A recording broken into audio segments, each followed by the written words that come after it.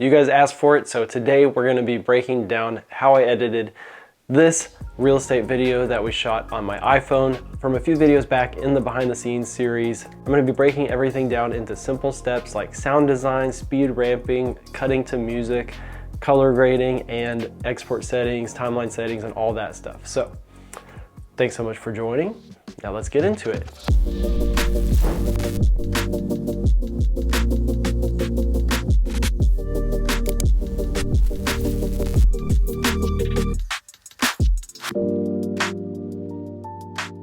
All right, so the first thing that is gonna make this a lot easier is to go ahead and find your music and your sound effects that are going to apply to this project. So I do this for every project, and a lot of times I'm able to just pull up past project folders and just reuse those, change them up a little bit from project to project. And I know for me, that can pretty much cut my editing time down in half at least. But I want to show you real quick how I find the perfect soundtrack and sound effects for my videos, because it doesn't really take that much time. All right, so first off, I get all of my music and sound effects from Epidemic Sound, and I have been for years. So what I like to do is check out their recommendations on my homepage based on my previous downloads. Usually there's something really good and newer there, so I like to check that out first. But for this project, I wanted something a little different. So I searched one of my favorite genres for real estate videos, which is future bass. So what I'll typically do is just scroll through, click on the parts of the song where it looks like it's the loudest kind of main part, and listen to that real quick. And I kind of just pay attention to how the song makes me feel. And while I'm doing this, I will usually keep a photo from the shoot or one of the frames from the video up, so I can kind of just see if I think that it feels like that house, if that makes sense. So for this one, we're going for something a little bit modern and also a little bit relaxing, kind of chill at the same time. So once we find that, that's what I'm gonna go with. So I found this track, Geodesis, from this artist Dream, who I've used songs from several times before. So since I like that, I'm gonna go ahead and just click the artist name, which is gonna pull up all of their songs. As you see at the top, it says dreamy, laid back, future bass trap. So that means it's gonna have some cool beats, it's gonna be laid back, have some cool ambient stuff going on, and all that. So now I'm gonna do the same thing. I'm just gonna scroll through and listen to these songs, see what I think about them, and see what feels right for this house. And that's where I found the song that I went with, called Volatile by Dream. So went ahead and downloaded it. You can download the full mix, or you could download the tracks separated by instrument, which is really cool. So I'm gonna go ahead and like that. You can add it to a playlist as well if you are saving this stuff for future projects, or if you want to collaborate with your client. You can create a whole playlist, share it with them, and they can go through and pick which song they want, if it's that type of a client work situation where you want to do that. Especially for bigger projects, I think that's really, really handy. So if you feel really good about that song and you want to create a whole playlist based around that, once you pull up the track that you like, you can actually use their ear system to highlight and select the part of the song that you really like, and it's going to search for similar songs to that part of the song. So that's a really, really cool advanced feature that they added that I personally really like. Speeds up the process big time, and you'll end up finding some songs that you wouldn't normally find this way.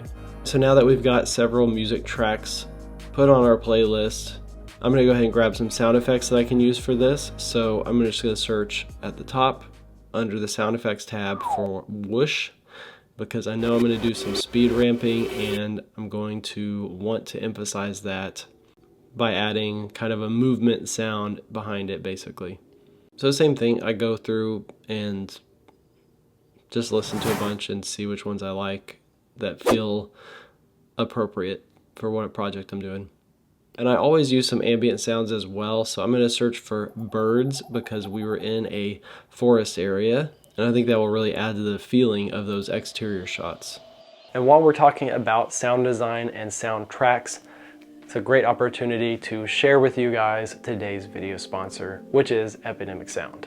Not only are they one of the most important parts of my workflow for any video, as you'll see in this project, but they're also a great company supporting artists, always pushing the boundaries and supporting musicians and video creators in our creative pursuits. If you want to have really good music and sound effects in your video, you definitely need to check out Epidemic Sound. So when you're ready to sign up, make sure to use my link down below the video for your free 30-day trial. You can start using this stuff in your projects for free for that 30 days, and then after that you can decide what you want to do. So no pressure, but I know you're gonna like it. Back to the video. So first I go ahead and drop my music onto the timeline because I like to knock that edit out first. I just find that that saves me time in the long run, less going back and forth and more of a linear workflow to where once you're done with all these steps, you're just done. All right, so in order to cut the track, I just drag and drop it into my timeline. We got 4K 24 frames per second going for this one. That's what I normally do. So I'm gonna go through and listen to that spot that I liked in the song, and we're gonna cut this down to like a minute. So in order to keep this edit pretty dynamic, I'll typically use like the start intro part of the song where it's kind of quiet.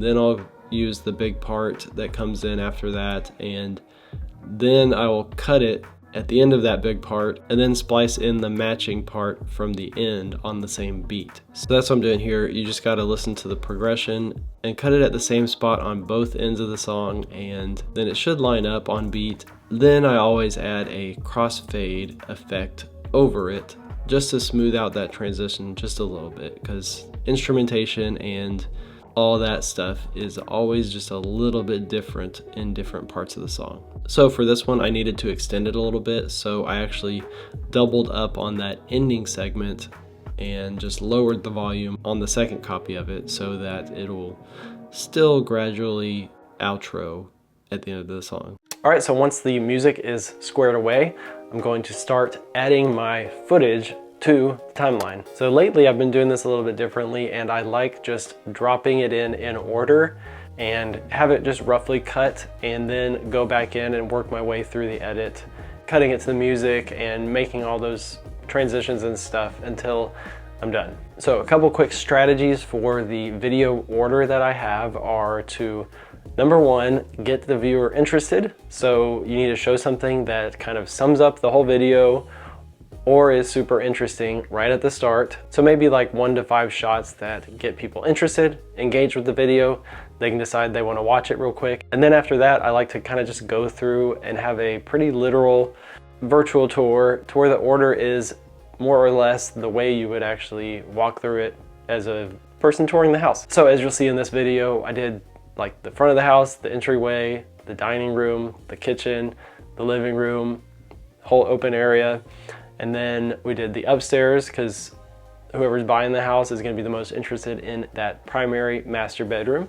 And then we go ahead and go down to the other secondary bedrooms and then the bathroom. And then we're going to go back outside and do kind of a recap of the outdoor areas and then kind of pull away from the house. And that's it. So pretty straightforward and simple. And I think that realistically, with people's attention span these days, you need to keep these as short as possible. So if you're able to keep this under a minute, I know that sounds like you're delivering less to your client, and some clients are weird about deliverable times and they think they're getting more for their money if it's a longer video. But if you're able to pack that stuff into a shorter video that is concise and gives all the information, you're actually doing a better job marketing and doing a more efficient job getting their potential clients through this tour, and then they'll maybe be more likely to contact your client. So if at all possible, I like to keep these under a minute. So real quick, before we start editing any of the footage, since we shot in HDR, we've got to add the HDR tools effect in Final Cut. So I'll put the settings on the screen of what you need to do, but that transforms it into Rec 709 to where the colors look accurate and normal instead of weird. All right, so in order to add these tracks, all I'm doing is scrubbing over the footage, hitting the letter I and the letter O for the in and out points where the movement looks the best and it's got the best composition for what I was going for. And then I just drag and drop it onto the timeline.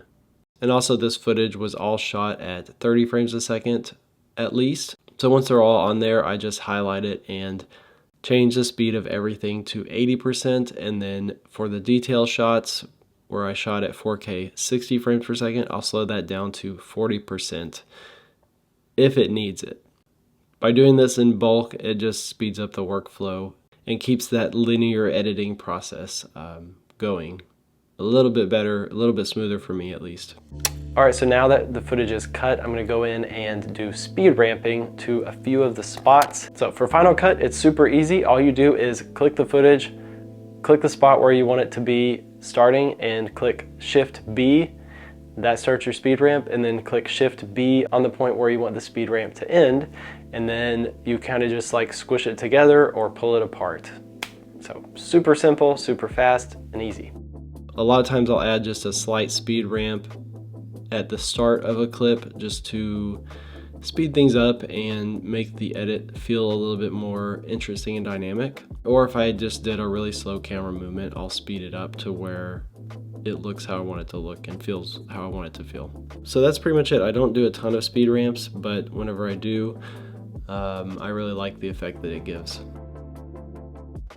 So I pretty much work my way through from start to finish the whole timeline, and I'll either add speed ramps to some of the clips or I will cut the music on the beat to the song to where the timing feels natural for the transition. And to do this, all I do is just play through and keep an eye on the audio waves as they go up and down where you can see the beat, and stop it on there and cut it, or I will just play the song and push space on my keyboard to pause it on a beat and then add a cut there. And then I'll shift the footage around to where the best part of that shot is still there. All right, so after all that stuff, you might be thinking, okay, this footage looks kind of boring. So yes, I like to save the color grading for last, because then as I'm working through all the other edits, my computer performs better, and it just makes it a lot more of a smoother, fun process. So for color grading, I like to keep it pretty simple, and I will go and do color grading on one exterior shot that's pretty similar to the rest of them,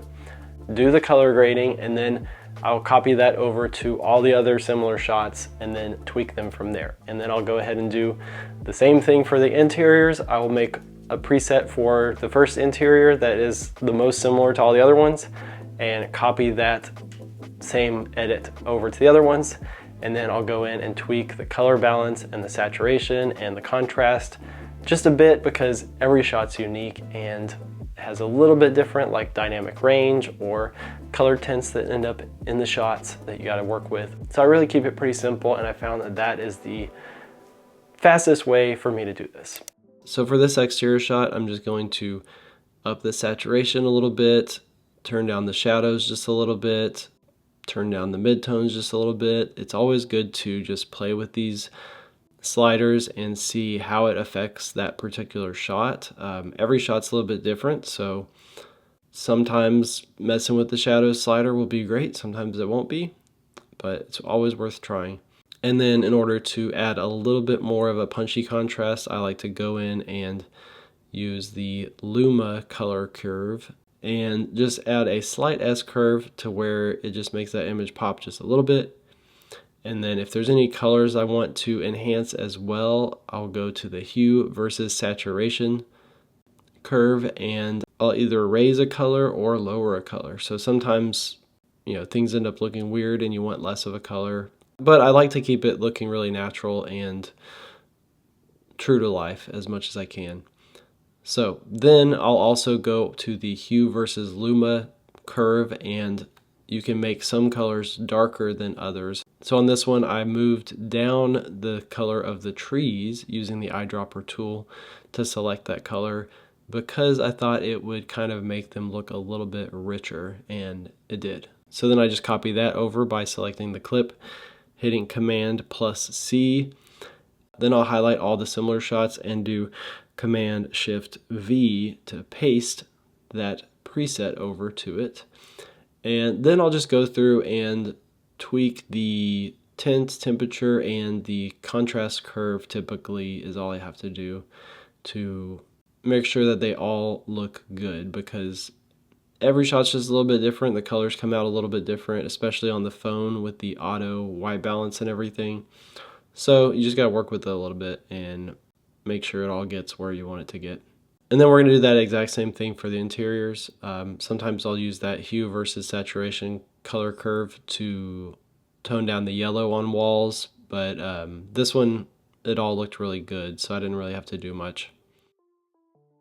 And now that everything's cut, the picture's locked, the color grading is finished, all we got left is our final sound design. So you could do this before, but I found that I always end up moving the clips around, changing the order a little bit through the other steps, and it can really get messy if you're having to move video clips, sound design clips, and stuff like that all around. You might mess something up and leave it in the wrong spot, so I like to just save this for last. So I'm just gonna add that whoosh sound that we got to the areas where there are speed ramps, and I'll keep that at a low volume, and sometimes I'll even cut it in half to where it's less of a loud, dramatic sound, and it's more of just a subtle, like you kind of feel like the effects there, but you don't really notice it that much when you're watching it. I never really want any of this stuff to be too obvious. So then I'm gonna go in and add the ambient birds chirping behind all of the exterior shots just to enhance that a bit. So now that that's all set, I'm going to go through, check all my footage, go through shot by shot, and adjust the rotation if it was off a little bit. And then I will also recompose some stuff if I need to, and add some stabilization if any of the shots look a little bit wobbly. Sometimes stabilization in post can come out really weird, so just make sure to watch back your video before you send it to your client and make sure that nothing got jacked up.